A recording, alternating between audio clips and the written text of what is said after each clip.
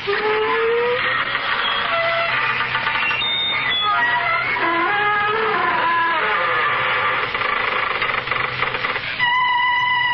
evening, friends of the Creaking Door. This is your host to welcome you into the inner sanctum. Come in, come in. I always feel lighthearted in weather like this, so perhaps we ought to have a little poetry before we begin. An Arab girl named Yuhim was lied to by her husband, Menuhim. For this little trifle, she shot him with a rifle. And now she can see right through him.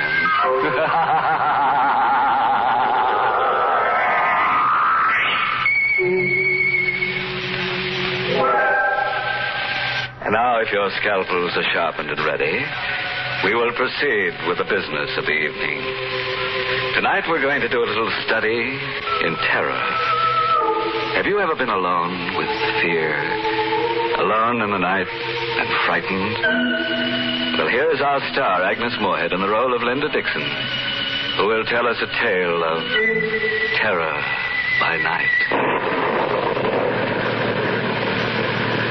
It was Friday night, and I think I was already a little nervous as I drove north into the mountains. I hadn't wanted to waste even an hour of my 2-week vacation, so I'd had all my bags packed and the car waiting at the curb in front of my office building. Everything would have been all right if the fuel pump in my 6-year-old car hadn't acted up. It took the mechanic almost 2 hours to get me going. So now I was driving through the night with 50 miles more to go, and I was tired and nervous and irritated. And then I heard the whistle in the distance. At first I couldn't place it. And then I remembered the state prison was somewhere in the vicinity. The whistle. It meant a prisoner had escaped. I reached over and turned on the radio. Maybe they were broadcasting something about it. Motorists are warned to be on the lookout for Lee Hartley, who escaped from the death cell at State Prison at 9:15 p.m. Tall, dark-haired, regular features, no distinguishing marks. Hartley is a confirmed killer. He is believed to be armed. Beware of Hartley. He would rather kill than eat. He would rather Police kill are than eat. instituting a And that man was loose, perhaps waiting around the next bend in the road. Hartley was helped to escape from the outside by his sweetheart, Helen Hearn, a red-headed woman just as vicious as Hartley himself. It is thought that Hartley and the Hearn woman may have separated after the escape. All motorists are warned to beware of a dark-haired man and a red-haired woman alone or together. My hand was shaking a little as I turned off the radio. I looked in the car mirror and shivered. I, too, have red hair.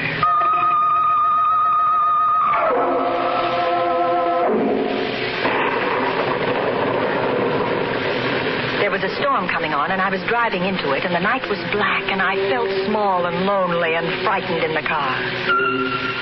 And then I saw them in the mirror, the headlights sweeping up behind me.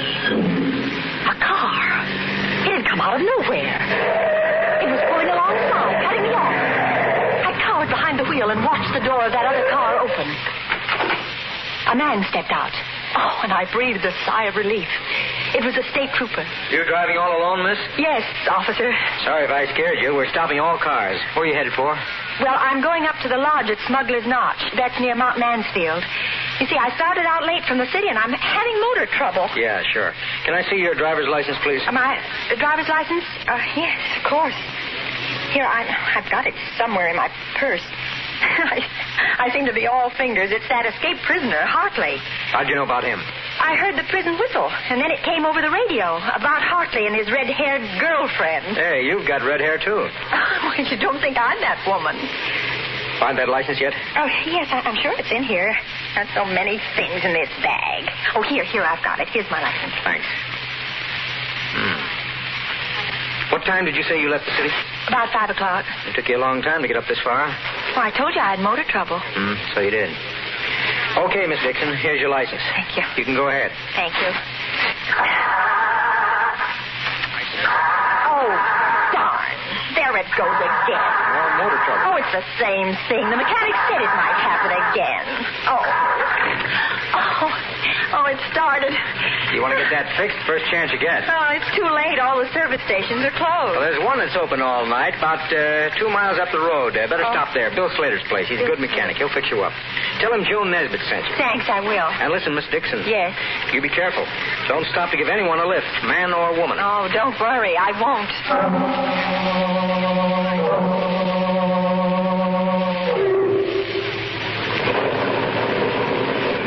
In a few minutes, I saw the lights of the station. I swung into the open space in front of the pumps and stopped. There was another car, a coupe, parked at the pump, but there was nobody in it. And I didn't see any attendant around either. I pressed the horn button. No one answered. Everything seemed so quiet. And suddenly ominous. I found myself shivering. I had a curious feeling that someone was watching me. I had to get away from there. Fast.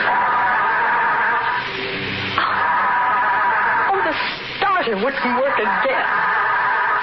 Oh, it won't start again. Oh, it won't start. Oh, it won't start.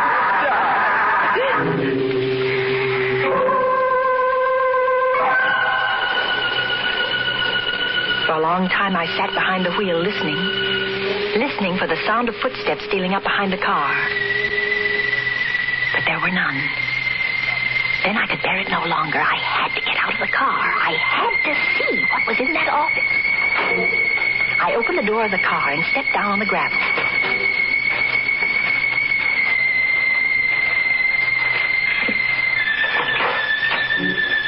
Anybody in there? No answer. I clenched my fists and stepped inside.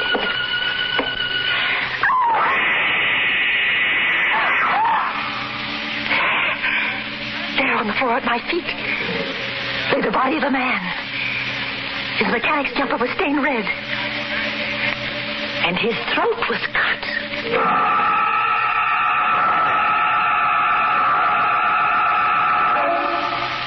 How long I stood there, I'll never know. I was petrified. Unable to move, unable to take my eyes from the body. What's that? Someone coming downstairs. Hartley. It must be Hartley, the killer.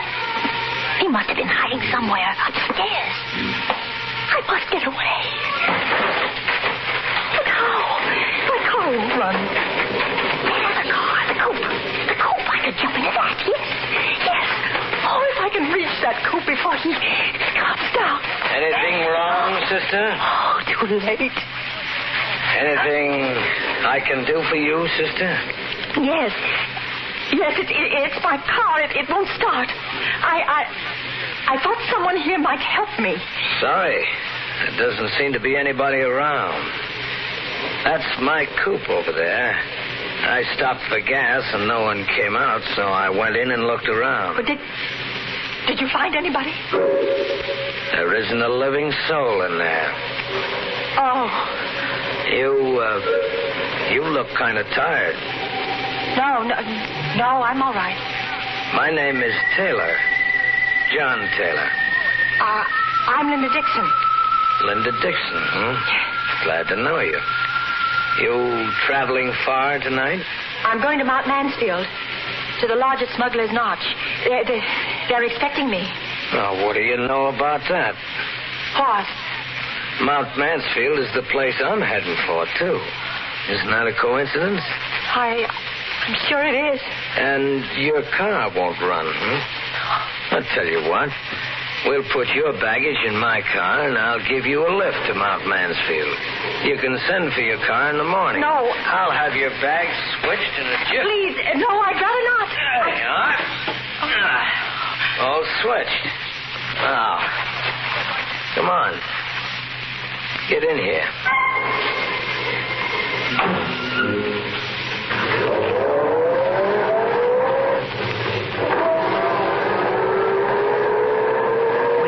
Into the night. leaving behind us the dead man in the service station.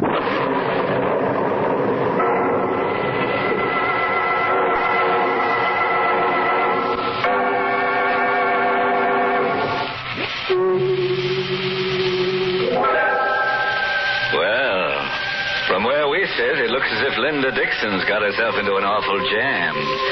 And believe me, she's shaking like jelly. Now, let's see how our star Agnes Moorehead in the role of Linda Dixon is making out. All alone in the car with a strange man. But after all, she shouldn't be too scared of him. He's just a felon who needs a friend. I sat stiff and tense beside the man who called himself John Taylor. He had both hands on the wheel, and he stared out through the windshield. My eyes focused on something on his right hand. It was a stain, a small stain, but it was wet and red. I couldn't take my eyes off it. What are you looking at? Oh, nothing at all. I think I'll turn on the radio. Did you know there's been a jailbreak? Hartley is 5'10", very dark hair. Don't be fooled by his pleasant manner. He is a killer by instinct. A killer by instinct? He is a killer by look at the man instinct beside and me. very dangerous. He is accompanied by Helen Hearn. Helen Hearn is a clever and dangerous woman. 5'3", red hair, very pretty. I caught Taylor looking at me out of the corner of his eye. What are you looking at? At your hair. It's red.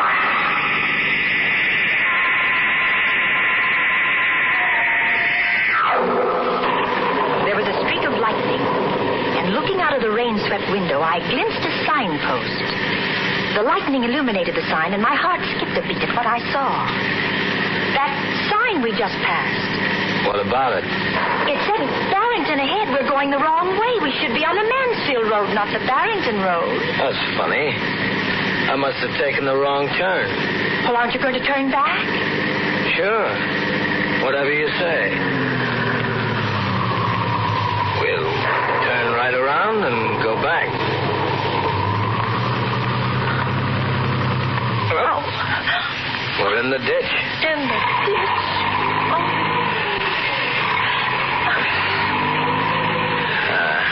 No good. She won't budge. Well, looks like we're stuck here for the night. I think I'd better get out and walk. Perhaps there's a house nearby. Walk in this weather? I don't mind the weather, really, I don't. You can't walk in this storm. You're staying right here until I get the car out of the ditch. I've got some tools in the trunk compartment. You stay put.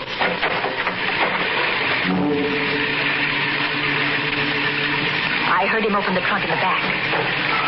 I listened for further sounds, but there was nothing. I didn't hear him moving back there. I didn't hear any tools. I had to find out what he was doing. Slowly, carefully, I got my door open.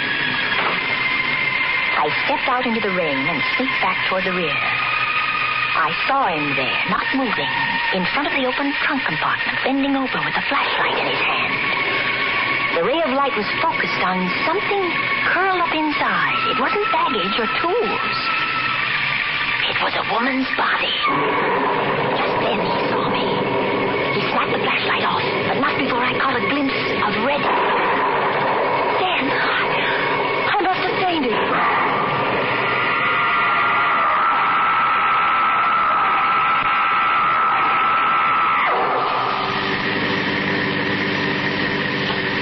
When I came to, I found myself seated inside the car again. The storm was over. The night was quiet. Oh, so you're awake again. I don't feel well. Is it because of what's in the trunk compartment? Oh, she's dead. I told you not to get out of the car. What are you going to do with me? What do you think? They say that when a person loses all hope, he subconsciously seeks refuge in sleep. That's what must have happened to me. I must have dozed, or perhaps I fainted, I don't know. But I awoke with a start at the sound of brakes. I sat up straight. and saw that we had stopped in front of a small fieldstone house. Why are we stopping here?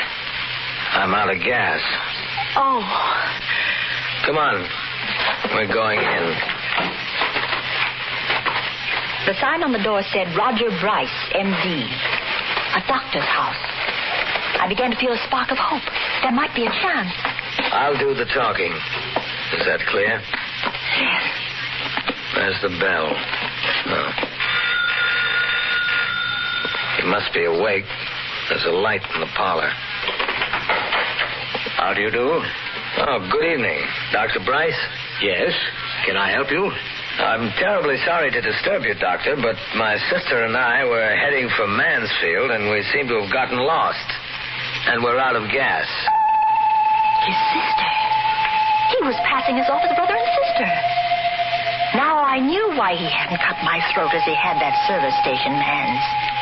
He was carrying me for protection. I was his passport through the police cordon. His sister. But I'm afraid I can't be of much help to you.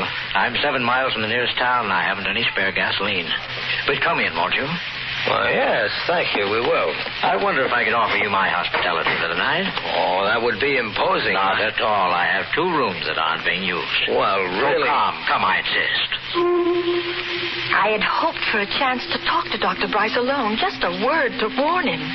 But Taylor never left us alone for a minute. He insisted on coming into my room to make sure, he said, that it was comfortable enough for me. Then he took the doctor by the arm and went out with him. Good night, sis. And sweet dreams. I was alone, free of the presence of John Taylor. I had another lease on life. I lay down on the bed, but I didn't dare close my eyes. I waited, my heart pounding to give them both a chance to retire. And I slipped off my shoes and got off the bed in my stocking feet. I stole across the room and inched my door open. Slowly, carefully, I stepped out into the corridor and turned right toward the doctor's room. What's the matter, sister? Sleepwalking? You weren't thinking of going anywhere, sister, were you? I wanted a drink of water. A drink of water, huh? Yes. In case you didn't know it, there's a water pitcher on your dresser. Oh, well, I didn't see it. Good night, sister. I turned around and went back into my room. It was no use. I lay down on the bed. How long I lay there, I don't know. Perhaps I slept, perhaps not, but I heard that slight creak as my door began to inch open. The blood chilled in my veins. Vaguely, I saw the outline of the hand and the knife it held. I wanted to scream, but I couldn't. Slowly, he came toward the bed. Now he stands over me. He raises the knife. I screamed and rolled over on the bed just as the knife flashed down. I rolled off the bed and cowered in a corner. That horrible figure came around the bed after me with a knife upraised. Help! Dr. Bryce! Help me! While I cowered there in the corner, they fought all over the room in the dark. I had no strength to move, to think, not even to hope. All the life seemed to have gone dead in my veins. And then it was over. But who had won? In the dark, I strained my eyes to see. Doctor? Dr. Bryce? Is that you? No, Linda. It isn't Dr. Bryce. It's I. John Taylor. It was John Taylor standing there at the light switch. And on the floor lay Dr. Bryce, unconscious, with a long gash in his head. I had to hit him with a water pitcher. My eyes swung back to Dr. Bryce, and I saw the knife still gripped in his right hand. That's Hartley, Linda. What? Lee Hartley, the killer. Is he? It was he who came in here with the knife? Right. I was down in the cellar just now. The real Dr. Bryce is down there, dead. Oh. This guy posed as Bryce when we came to the house. Oh, but then you're not Hartley. Oh, what a situation. Oh. All the time you thought I was Lee Hartley, and I thought you were Helen Hearn on account of your red hair. Oh, but the body of that red-haired woman. That's Helen Hearn. Oh. This guy must have killed her back at the service station and stuffed her body in my trunk compartment while I was inside.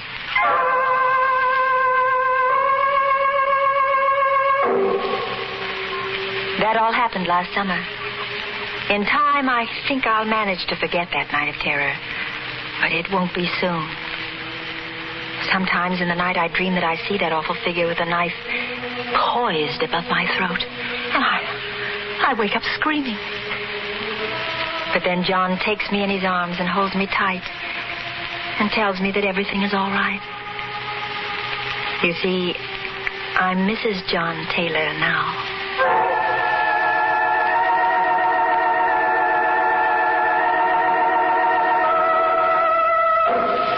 Well, what do you know? A happy ending.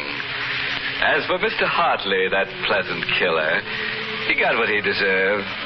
Some people never know when they're well off. He should have stayed in jail, where they never raise your rent, where they make no charge for meals or for electric current. You see, when you're in jail, everything is free. Except you.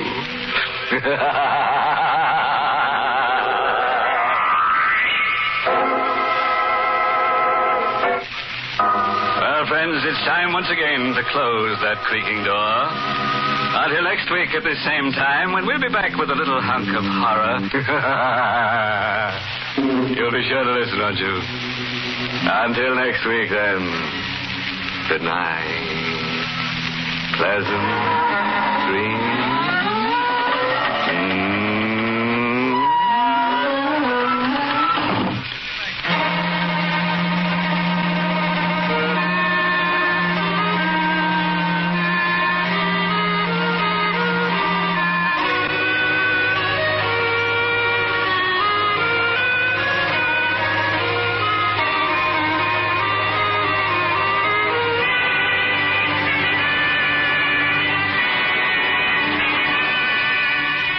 Sanctum has come to